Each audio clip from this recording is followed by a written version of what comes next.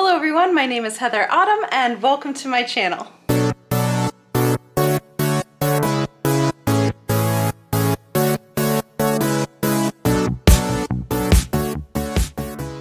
Hello and welcome back into my kitchen. So the last video I made was all about, what I used to make bentos and things, and I got a couple of requests asking if I could show my bento making process. So today, not only am I going to give you a new recipe to work with, but I'm going to show you what I do to prep for my bentos and get all the foods ready, and then tomorrow I'm going to wake up really early and I'm going to show you how I put my bentos together and you guys can all see the process. So in this episode, I'm going to show you how to make fried dumplings for Chinese New Year, which is on the 22nd. It'll be the year of the rabbit. I'm not the year of the rabbit, I'm the year of the rat, which was 2020, and that was a memorable year. And I'm also going to show you how to make a rolled Tamagoyaki, which is the rolled omelets that you saw in my bento video. So if you're one of those people who likes to have everything written out, please check the description below because I'm gonna have all of this written out on my blog, including the fried dumplings recipe, as well as the Tamagoyaki recipe. So I'm gonna walk you through the process. Again, check the description below and my blog if you wanna see it all written out. All right, so the dumpling recipe is actually pretty straightforward. What you're going to need is one Napa cabbage. It's N-A-P-A cabbage. I usually don't see them this leafy. Sometimes I kind of see them with shorter leaves, but this one is what they had, so this is what I got. Then you're gonna need 1 pound of ground pork. Next you want 3 green onions, some soy sauce. Next you want 1 to 2 cloves of minced garlic. I don't like chopping them, it's just time consuming, so I get this pre-bought stuff. You can find it. And I also really like garlic. I think it has some pretty good qualities to it, so I usually add in an extra clove to whatever is requested. So I'm probably gonna do 2 to 3. And lastly, I am not so good of a cook that I know how to make wonton wrappers. I've never done that. I've never tried to do that. So what I do is I get these frozen ones. You can kind of see them there. These are thawed out. Of course I had to tear into them already, but here's the label. And these are apparently Shanghai style, which I'm not sure what that means, but I've used these before and this is the brand I grab when I'm going to be making dumplings. See, they come out, they're really thin, and it's just nice because I like them kind of pre-made. It just cuts down on the time. All right, so the first thing we're gonna do is start prepping all of our ingredients and getting them ready. You will need 3 cups of the Napa cabbage, and that's gonna be thinly sliced and chopped up. Remember, these are going into little packets like this, so you definitely don't want long pieces.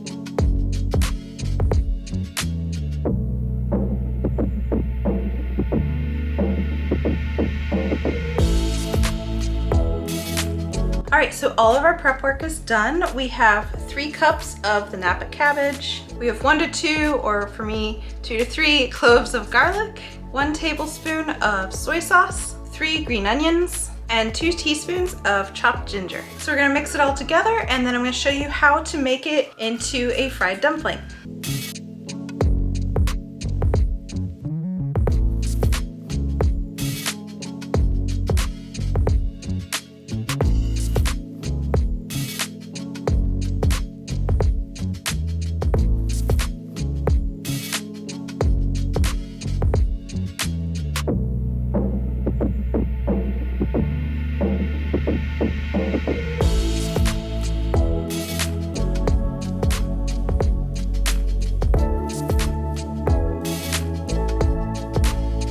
So describing how to fold these properly is a little tough. So I'm gonna take some footage of how I do it. Basically, you're just holding one side flat and the other you're folding over itself, if that makes sense. But I'll be sure to show you.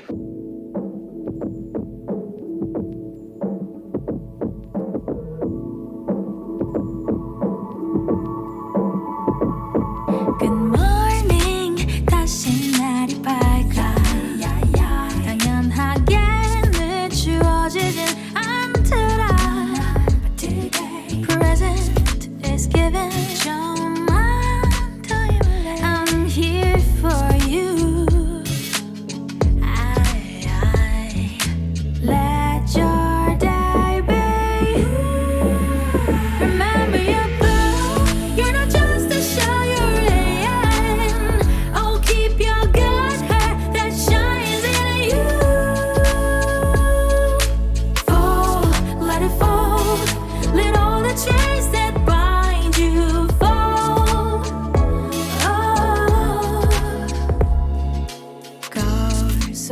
들여다봐.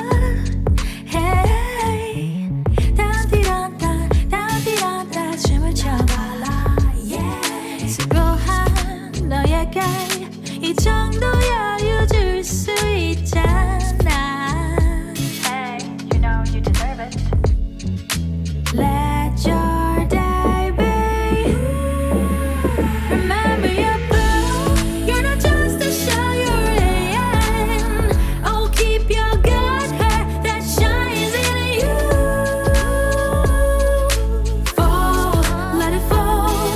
Let all the chains that bind you fall. Alright, so that took a little bit of time, but I got them all done. And because these are going to be going into my bento box, I want to pre-cook them. So I'm going to show you how I cook those, and then I'm going to put them in the freezer. And then when I pack my bentos, I'll just pull them from the freezer, and that'll be one thing that will thaw naturally on its own.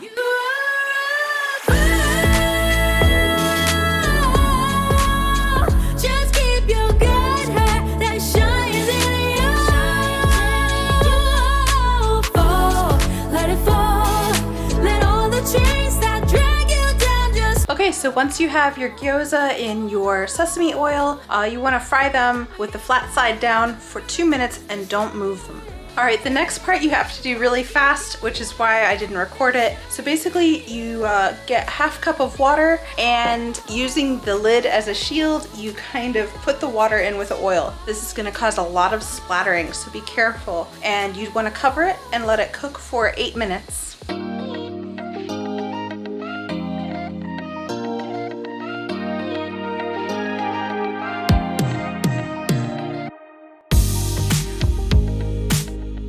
Alright, so you can probably hear them cooking away here. So what you want to do is take the lid off and let any of the remaining liquid kind of evaporate. And then you want to add some more of that oil, the sesame oil, and allow it to fry for about 2 to 5 minutes, but you don't want to move them at all before 2.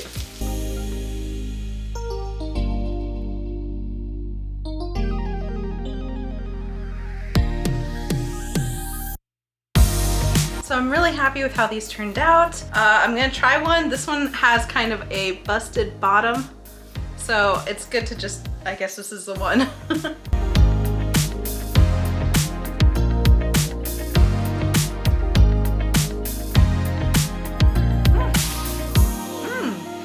All right, so this is a really good fried dumpling. The bottoms are crispy. I can taste the ginger and the scallions and everything. It's really, really good actually. So I have some more to cook. I'm actually gonna put those in the freezer. You can freeze gyoza cooked or uncooked. So I'm pretty sure you guys don't need to see me cook rice, and I'm gonna be packing my salad tomorrow morning. The last thing I add to my bento is Tamagoyaki, which is this rolled omelet. So I'm gonna show you how to do that, but I wanna go over the ingredients. So you're gonna need 1 teaspoon of mirin, 1 tablespoon of soy sauce. And I know this is gonna make some Japanese mama-san cry, but I just take a sprinkle of, this is hondashi, which is a dashi stock. It comes in these like little pellets that you may be able to see. And literally I just take a pinch of that and I add it to the eggs. You'll need 3 eggs, and you'll need 2 teaspoons of sugar. Now you can put a whole bunch of things in this. You don't have to make it just straight egg, though you can if you want. So one thing I like to add to my rolls are just seaweed. It's also called nori. It comes in these nice big flat things. Usually it's used for sushi, but what I like to do is take it and break it into 4 parts, and then I will layer it in as I roll the omelet. So for me, I tend to roll this omelet using chopsticks. That's just how I kind of taught myself. That's because I saw it on TV. But you can also use a spatula if that's too hard. Not a problem, it'll still taste the same.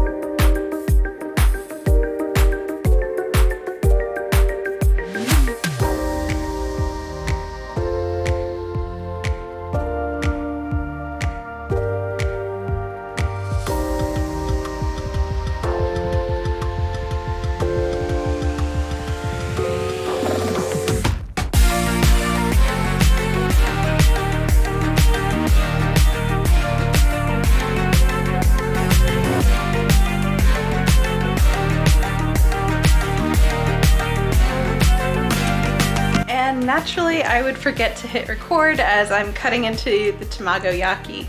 But you can see that cool little spiral that happens, and it's a little bit on the sweet side.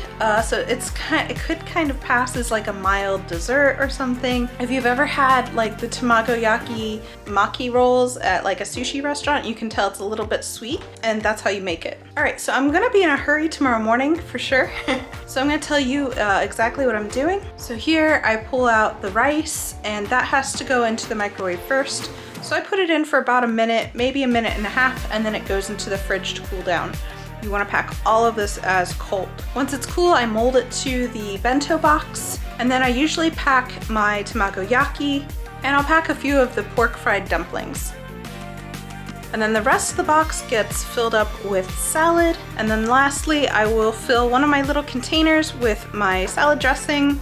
And there it is, it's all ready to go. So I put on the seal, I put on the lid, and then I pick a furoshiki to wrap it in. That's just one of those things I enjoy. And so when I get to work, I usually just set it right there on my desk and I let it thaw out at room temperature. And then by the time noon rolls around, everything is thawed. It's all the same temperature and it's ready to eat. And so far, I haven't had any problems with it. There are some safety things that you have to know about packing a bento, like don't pack hot things, make sure that everything is pretty much the same temperature, keep your sauces separate. Like, it's a whole big thing. I really do advise that if you're going to make a bento, first read over any kind of safety things, or if you get a book like any of the cookbooks that I had in my last episode, they all have big things in the front talking about how to pack it safely so you don't get food poisoning. And with that, this episode is over. So thank you so much for watching. If you enjoyed it, let me know in the comments below. Be sure to check out the descriptions because I'm gonna link to my blog where I'll have all of this stuff written out. And lastly, if you really wanna help my channel, please be sure to like, subscribe, and hit the notification bell. It really does help. It tells YouTube that my videos are being watched and they show up on more people's For You pages. Also, it'll let you know when I have a new episode out. And next week I will be venturing outside of my kitchen, which it's been a while, and I'm gonna be going to a festival. So be sure to check back. It's gonna be a lot of fun. But again, thanks so much for watching. I hope you enjoyed it and I hope you have a wonderful day.